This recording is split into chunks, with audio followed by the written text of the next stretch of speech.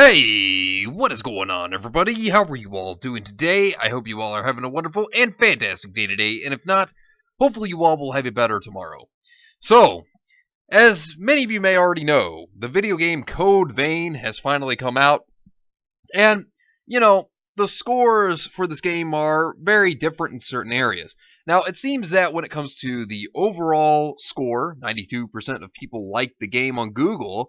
It seems that it's got a 9 out of 10 on Steam, that's a good rating.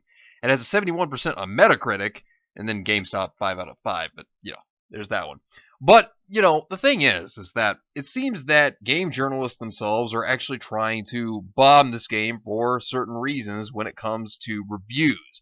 It seems that they are trying to tank the reviews. We're going to get into that. But, looking at this game, it's like an anime Dark Souls, essentially.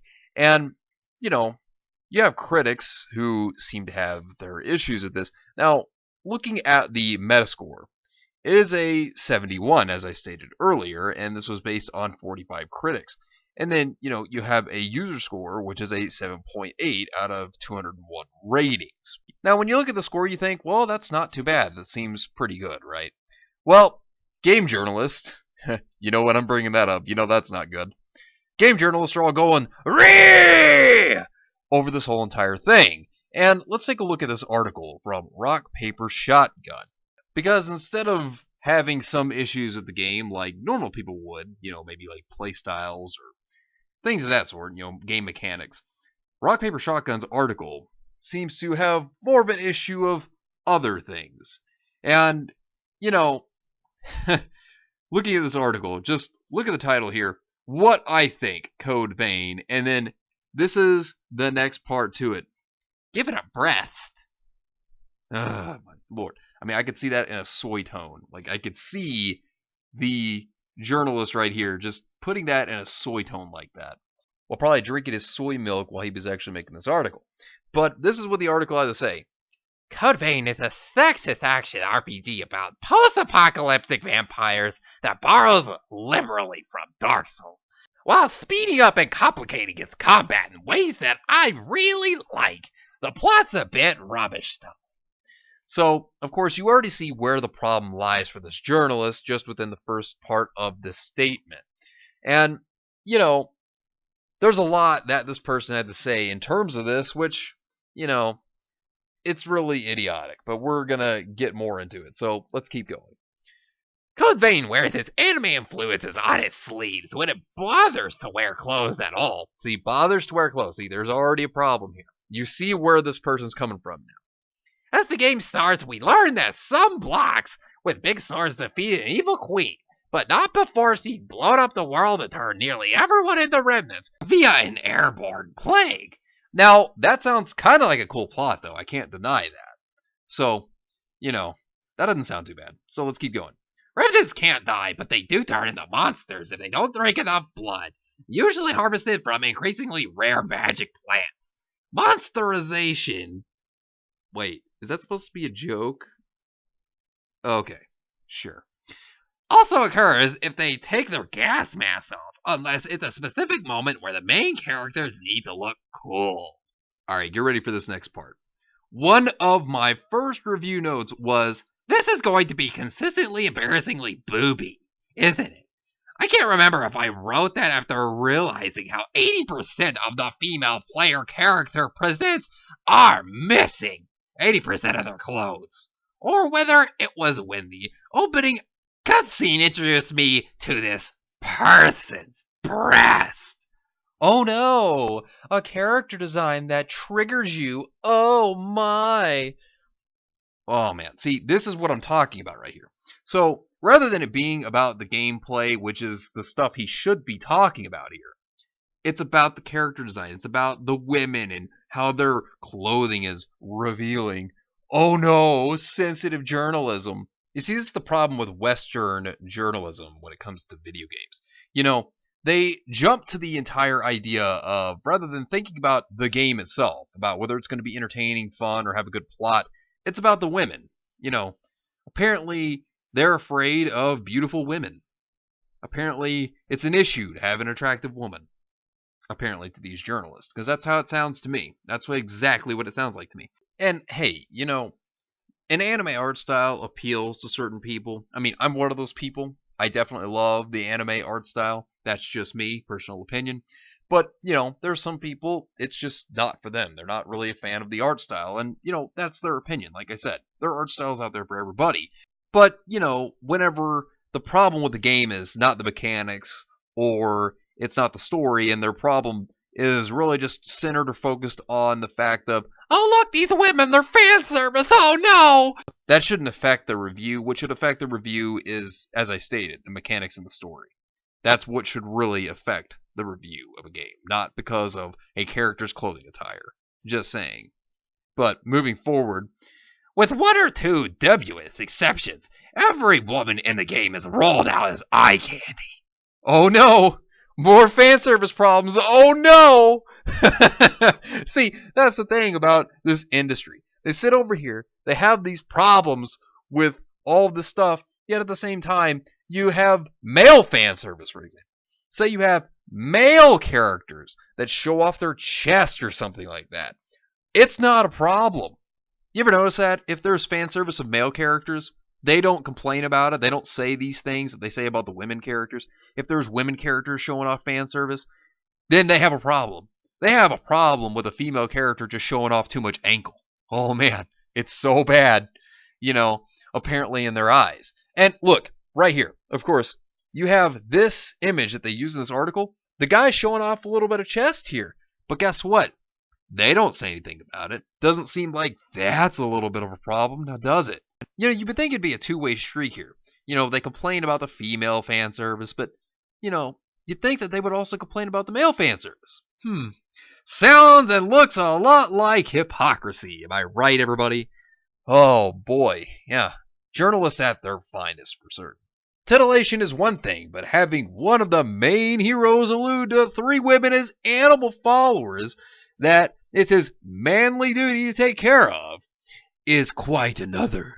He isn't called on this, to be clear.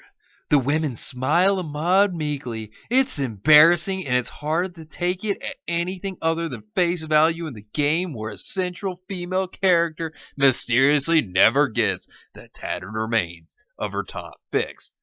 Oh, wow, yet again, going on about the clothing. And then also, this line here, okay, so the line states, and now I've got 3 more sheep to look after. A man's work is never done.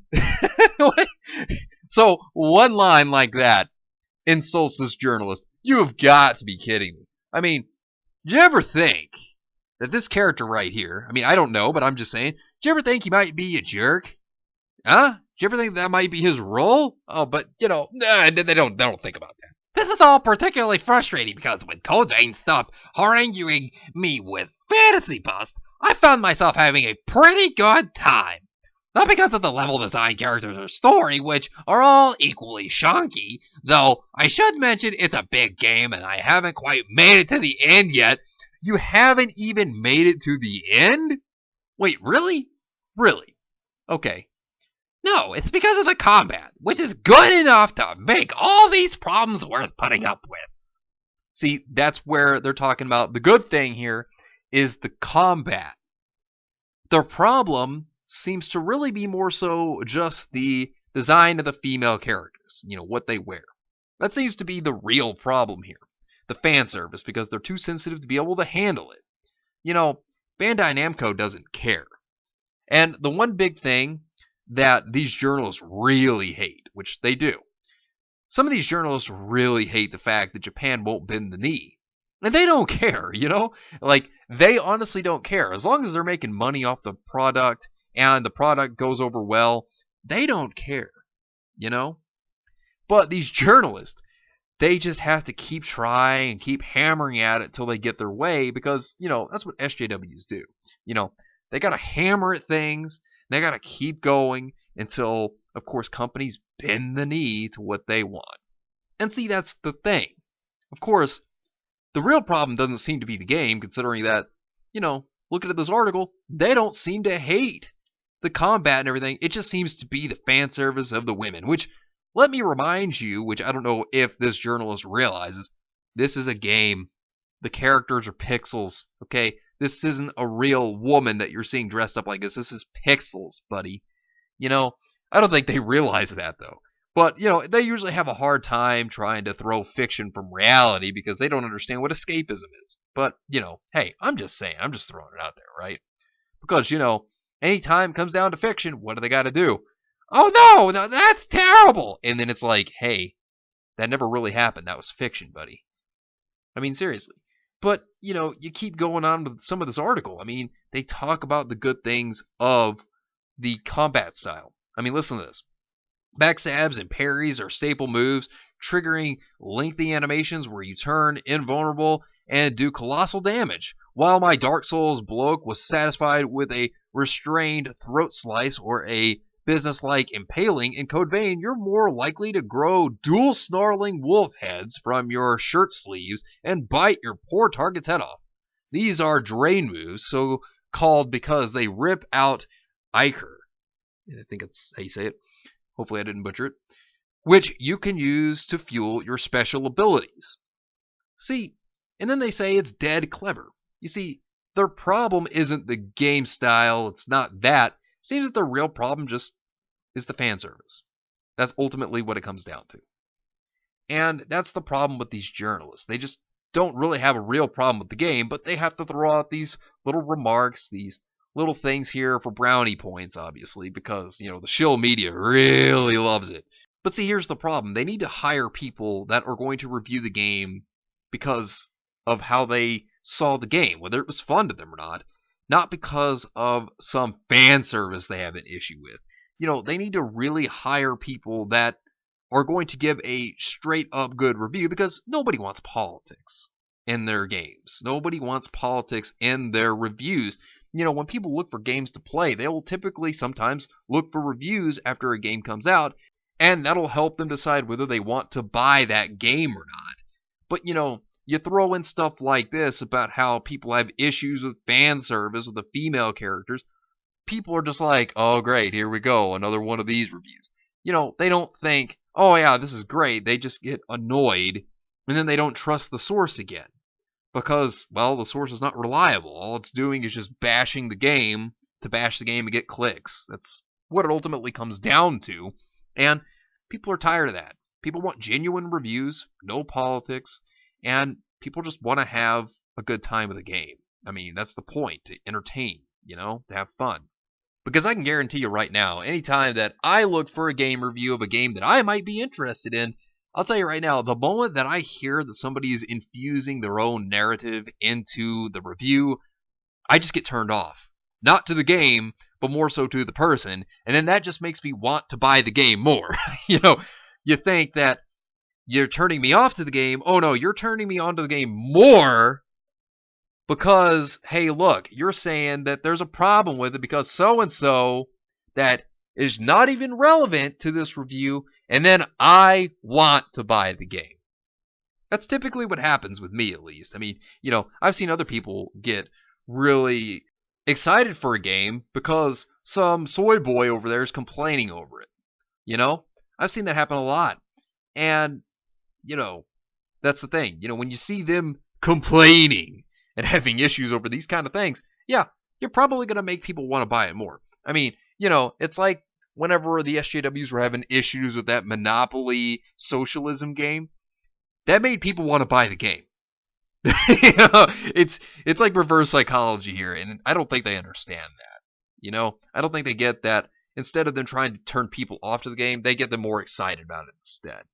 But anyways, let me know what you think about this entire situation down below, and share the video. Let's try to get the word out there. It's greatly appreciated and helps out a lot. But anyways, thank you all for watching. I hope you all enjoyed, and if you did enjoy, hit the video with a like, subscribe if you want to see more content like this, and follow me on Discord. The link is in the description down below. But anyways, I hope you all have yourselves a wonderful and fantastic day today, and remember, if today was not a good day, tomorrow could always be better. Take care of yourselves and everyone around you, and have yourselves a good one out there, everybody.